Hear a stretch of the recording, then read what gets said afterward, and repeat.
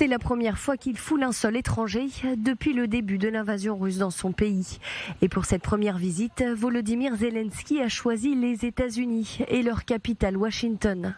Dès son arrivée sur le sol américain, le chef d'État ukrainien est accueilli par l'ambassadrice d'Ukraine aux États-Unis.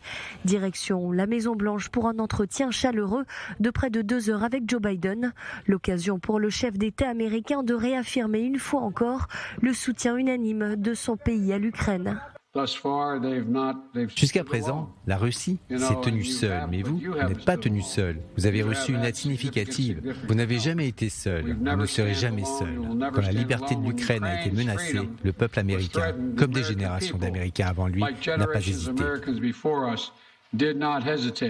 Passage oblige au Capitole où il est accueilli par Nancy Pelosi avant de prendre la direction du Congrès américain où Volodymyr Zelensky a reçu une véritable ovation par les élus américains.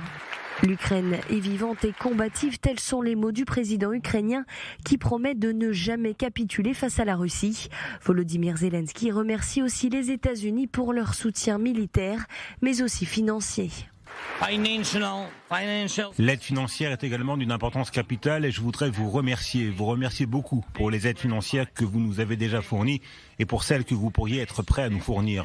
Votre argent n'est pas de la charité, c'est un investissement dans la sécurité mondiale et la démocratie que nous gérons de la façon la plus responsable. Une aide qui sera même renforcée par les États-Unis selon Joe Biden, qui promet de débloquer une enveloppe de 45 milliards de dollars supplémentaires pour l'Ukraine, pour qu'elle puisse continuer de se défendre face à la Russie. Le peuple ukrainien reste source d'inspiration pour le monde entier. Pas seulement source d'inspiration pour nous, mais pour le monde entier, grâce à leur courage et à la manière dont ils ont choisi leur résilience et leur détermination pour l'avenir. Et le peuple américain s'est fièrement tenu à leur côté. Dans un contexte où Washington semble s'éloigner de Téhéran, Volodymyr Zelensky pointe du doigt l'alliance dangereuse entre la Russie et l'Iran.